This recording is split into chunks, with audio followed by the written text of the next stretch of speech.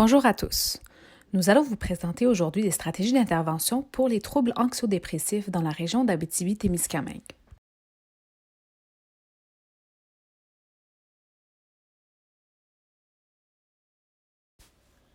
Afin de planifier une intervention dans la région socio-sanitaire d'Abitibi-Témiscamingue, un processus de priorisation doit avoir lieu afin de trouver une problématique qui serait identifiée comme étant prioritaire. La première étape consiste à présenter le processus décisionnel qui a été mené à l'aide des approches pragmatiques et technocratiques en parallèle.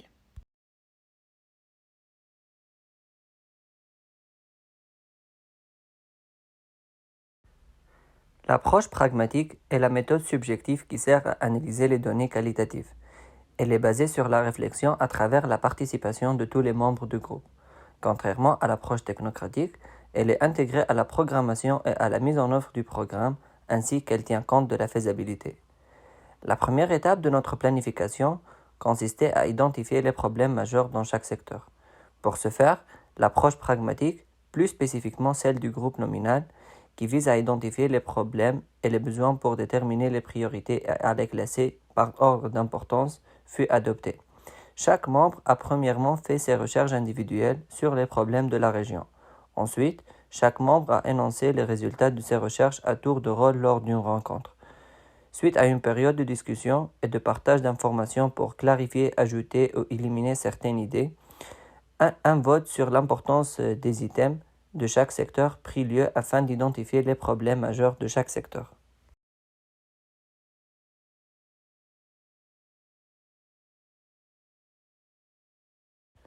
Nous avons également utilisé l'approche technocratique par indicateur en analysant les données existantes pour interpréter les problèmes prioritaires et par la suite déduire les besoins.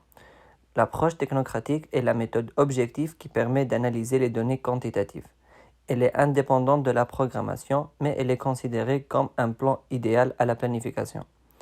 Afin de faire un choix avisé des indicateurs, nous avons considéré le stade de développement du territoire de l'Abitibi-Témiscamingue, le niveau d'autorité et d'activité de l'organisation sanitaire, l'intérêt premier du planificateur, c'est-à-dire nous-mêmes, et finalement l'étape du processus de planification.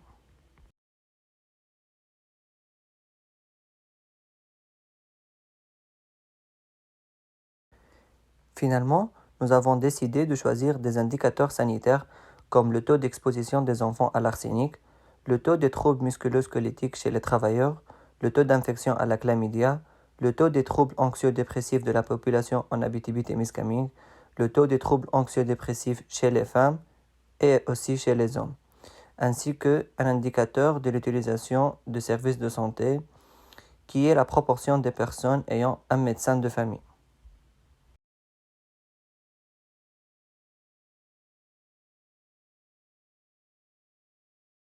Pour le portrait global de la région, nous nous sommes basés sur la recherche publiée par les organismes de la santé. Nous avons identifié les problèmes suivants. Dans le secteur de santé environnementale, il y avait le problème de plomb et arsenic, où la DSP a effectué l'analyse des trois secteurs dans la région. La moyenne de plombémie était de 14,4 microgrammes par litre, alors que la moyenne canadienne était de 6,7. Quand l'arsenic, la concentration était de 3 fois plus élevée que la population témoigne. Quand la qualité de l'eau, l'utilisation des puits est commune dans la région où 30% de la population y compte pour avoir accès à l'eau. Sur les 294 puits analysés dans la région, le tir a été contaminé avec des métaux lourds ou avec des agents biologiques. Quant aux santé au travail, on avait déterminé le bruit dans le milieu de travail où les travailleurs sont fortement dérangés. En fait, 14% de ceux mêmes en souffrent versus 7% dans le Québec. On remarque aussi une différence importante dans les hommes et les femmes. De plus, la surdité professionnelle touche à environ 6 000 hommes et 500 femmes. Nous avons aussi identifié les troubles musculo-squelettiques où 30% de travailleurs ont rapporté avoir eu des problèmes.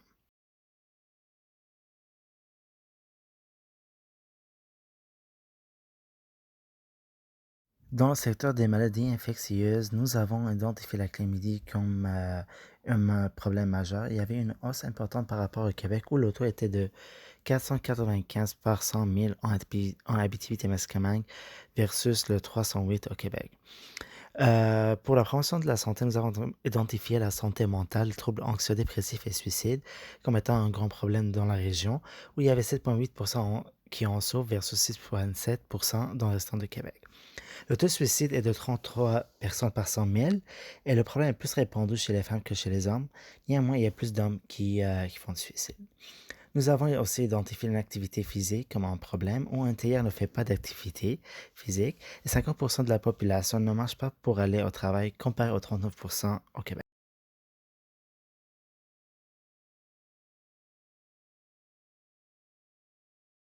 Alors, la technique du groupe nominal fut également utilisée en parallèle à l'approche par indicateur pour identifier le problème prioritaire. Après avoir discuté des 4 problèmes prioritaires dans chaque secteur lors d'une rencontre, chaque membre a identifié et classé les problèmes par ordre d'importance en silence. Ensuite, en procédant par tour de table, chacun énonce le problème qu'il juge prioritaire et suite à une discussion et une justification de la part de chacun des membres, nous avons procédé à un vote. Finalement, le problème prioritaire identifié est celui de la santé mentale, plus spécifiquement celui des troubles anxio-dépressifs.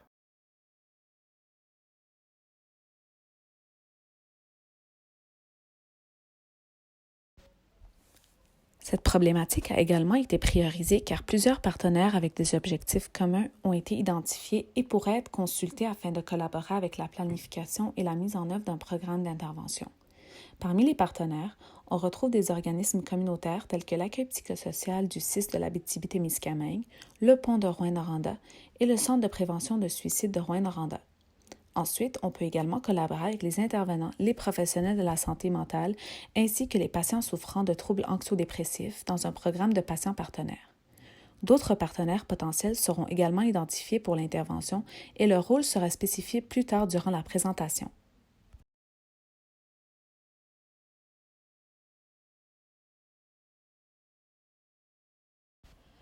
La deuxième étape consiste à identifier le besoin, l'écart à combler et à considérer le contexte d'implantation afin de finaliser l'identification du problème prioritaire.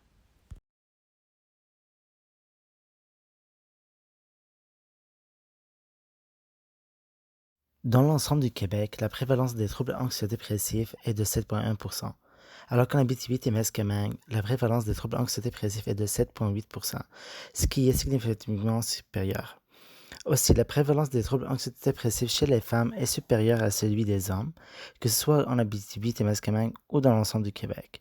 Finalement, dans la région du Royaume-Noranda plus spécifiquement, la prévalence est de 9,2% pour l'ensemble de la population, ce qui est supérieur à l'ensemble de la région de l'Abitibi-Témiscamingue.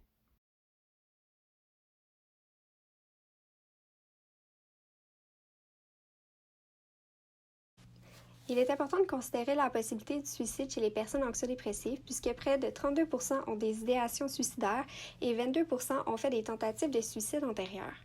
Le taux de suicide ajusté pour 100 000 personnes dans la région de l'Abitibi-Témiscamingue est de 23,9%, dans la région de Rouyn-Noranda 17%, alors qu'il est seulement de 12% dans l'ensemble du Québec.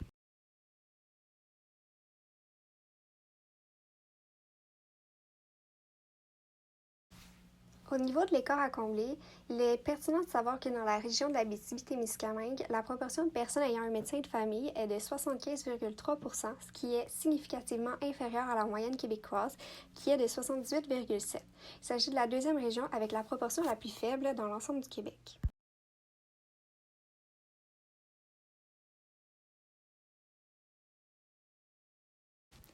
Pour consulter dans le réseau public de santé un intervenant en santé mentale, il faut nécessairement obtenir une référence médicale. Comme il est possible de le voir dans le graphique, la majorité des individus atteints de troubles anxio-dépressifs utilisent majoritairement les services de santé mentale auprès de leur médecin de famille, suivi d'un médecin à l'urgence. Comme l'a été indiqué précédemment, près de 25% de la population n'ont pas de médecin de famille. Donc, il est nécessaire de faciliter l'accès à un intervenant ou un professionnel de la santé mentale pour les individus qui souffrent de troubles anxio-dépressifs.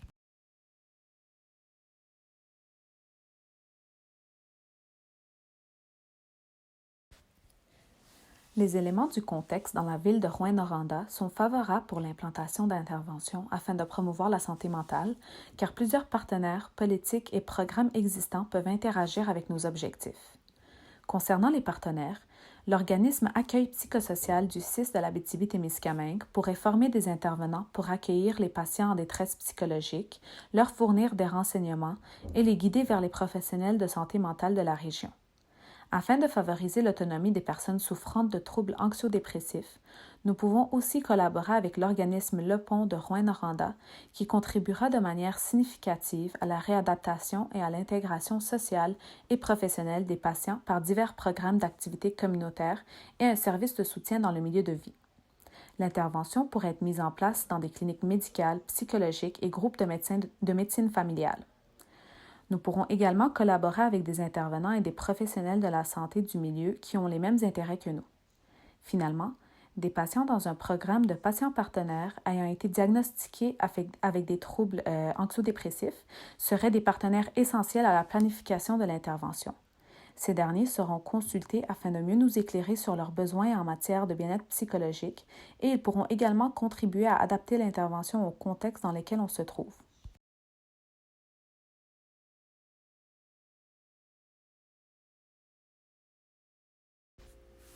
On retrouve un programme existant dans le Centre de prévention du suicide de Rouyn-Noranda dans le CIS qui offre un soutien et un accompagnement soit par téléphone ou par rencontre individuelle aux personnes en détresse et ayant des idées suicidaires.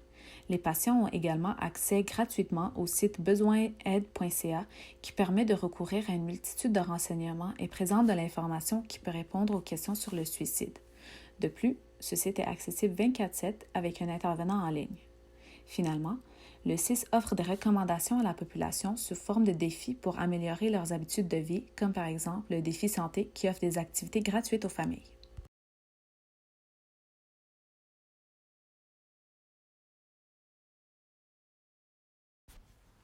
Les troubles anxio-dépressifs sont un problème prioritaire parce qu'un programme d'intervention dans ce secteur est en adéquation avec la mission et les valeurs du CIS de l'Abitibi-Témiscamingue.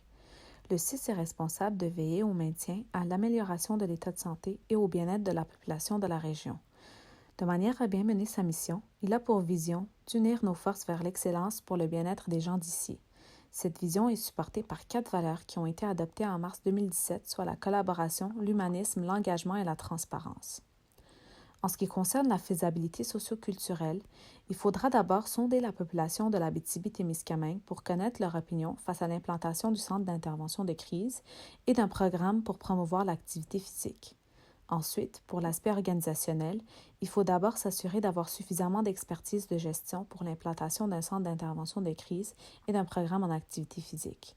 De plus, concernant les ressources humaines, il faut s'assurer d'avoir une équipe bien formée qui possède les ressources nécessaires pour bien mener ce projet. Il faut former des intervenants qui travailleront dans ces centres 24 heures par jour, 7 jours par semaine, ainsi que former les professionnels de la santé en matière d'activité physique. Au niveau de la faisabilité économique, il est nécessaire de s'assurer d'avoir les fonds nécessaires pour la mise en place du centre d'intervention et pour le maintien des services et du programme d'activité physique. Éthiquement parlant, il est bien de suivre un cadre éthique en santé publique, comme par exemple celui de Schroeder, Bach et al., où le projet doit maximiser la bienfaisance et la santé, doit être efficace, doit respecter l'autonomie ainsi que la justice. Le respect de ces concepts assure l'équité entre les utilisateurs du service.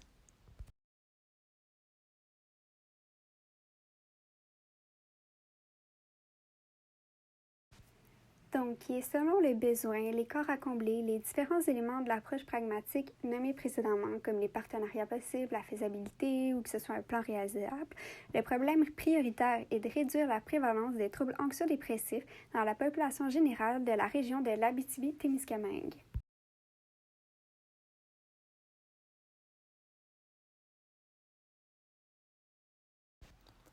La dernière étape consiste à décrire le problème en pensant aux déterminants, aux populations cibles et aux lieux de l'intervention, ainsi que d'écrire une intervention pour adresser ce problème tout en évitant les silos.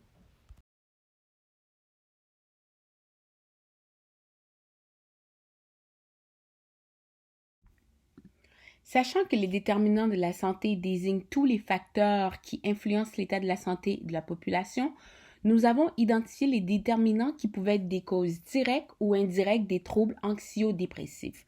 Donc, en ce qui a trait les déterminants en lien avec l'environnement physique, l'environnement social et le système de santé et de services sociaux, en plus de ne pas avoir de centre de crise, la population doit faire face à de grandes distances géographiques, à des frais de déplacement, au manque de professionnels en santé mentale et à de l'isolement de la famille et du réseau de soutien durant les périodes de traitement. En ce qui concerne les déterminants en lien avec les caractéristiques, expériences et comportements individuels, le groupe d'âge le plus affecté est celui des adultes âgés entre 18 et 64 ans, d'où la raison que nous avons choisi comme population cible. De plus, bien que ce trouble affecte les deux sexes, les femmes sont plus fortement touchées. Cependant, sachant que ce problème de santé mentale a souvent pour finalité le suicide, il est important de souligner que le taux de suicide dans cette région est le plus élevé au Québec et les 3/4 sont commis par des hommes. Pour finir, toujours en lien avec les déterminants qui sont en lien avec les caractéristiques, expériences et comportements individuels, 50% de la population de Rouyn-Noranda n'utilise pas de moyens de transport actifs et la consommation de fruits et légumes est insuffisante, ce qui sont des facteurs contributifs à l'inactivité physique et l'alimentation malsaine.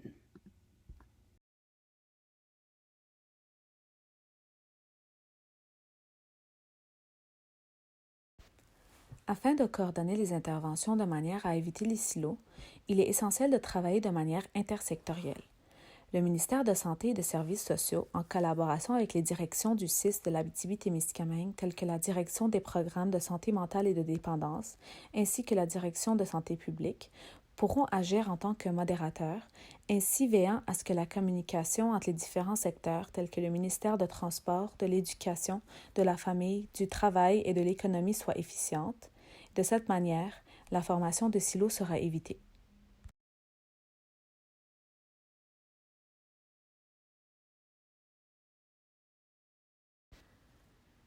Afin de déterminer les interventions que nous allons planifier pour adresser le problème prioritaire dans la région, une question importante à se poser est pourquoi y a-t-il un taux si élevé de personnes qui souffrent de troubles mentaux en Abitibi-Témiscamingue? Donc, il n'y a pas de réponse unique à cette question-là. Plusieurs facteurs sont en interaction lorsqu'il est question du bien-être populationnel.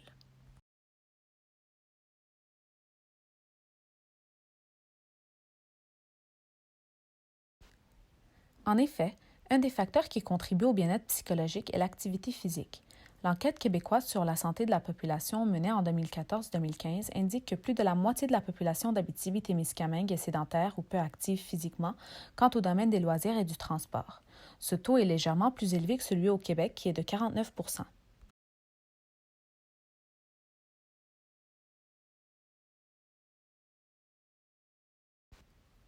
Les bénéfices de l'activité physique au niveau de la santé mentale est un domaine interventionnel émergent en santé publique. Plusieurs études ont documenté les bienfaits de l'activité physique sur la dépression, l'anxiété et plusieurs autres troubles mentaux, et ce, dans des contextes spécifiques tels que le milieu de travail, les loisirs, etc.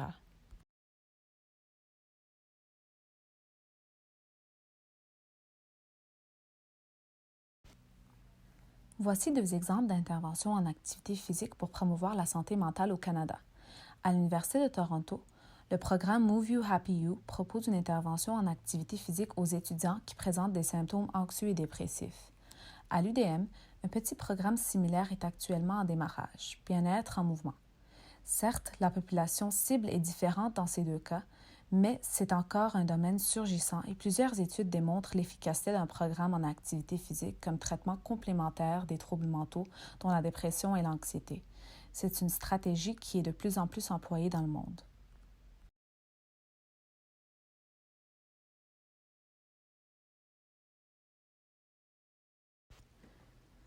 Une intervention qui vise la promotion de l'activité physique dans le continuum des soins et des services offerts par le CIS dans la ville de Rouyn-Noranda pourrait être planifiée et mise en œuvre. L'intervention inclura un volet sur la sensibilisation des professionnels de la santé mentale. Donc, des kinésiologues offriront des formations en matière d'activité physique et de santé mentale aux psychologues et aux psychiatres des cliniques afin que ces derniers puissent diriger les patients vers le programme. Les kinésiologues contribueront aussi à la création d'un programme d'activité physique qui servira de traitement complémentaire aux patients diagnostiqués avec des troubles anxio-dépressifs.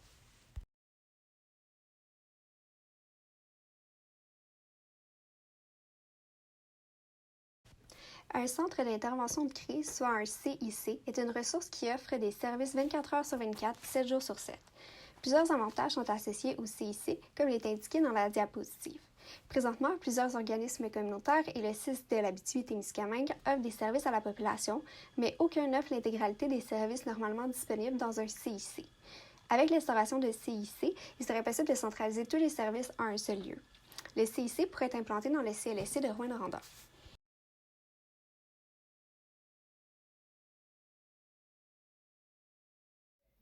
Finalement, on a pensé à l'évaluation de notre projet pour mieux l'implémenter. On peut travailler avec nos partenaires pour évaluer le programme lors de la mise en œuvre. Une possibilité est de distribuer des questionnaires à nos patients et professionnels. Ceci permet de les intégrer et d'avoir une évaluation qualitative liminaire. On peut aussi avoir des collaborations directes entre nos patients et partenaires pour leur donner du contrôle sur le processus d'implémentation de programme. À la fin, si le programme est efficace, on peut élargir les frontières de l'intervention au reste de l'Abitibi-Témiscamingue.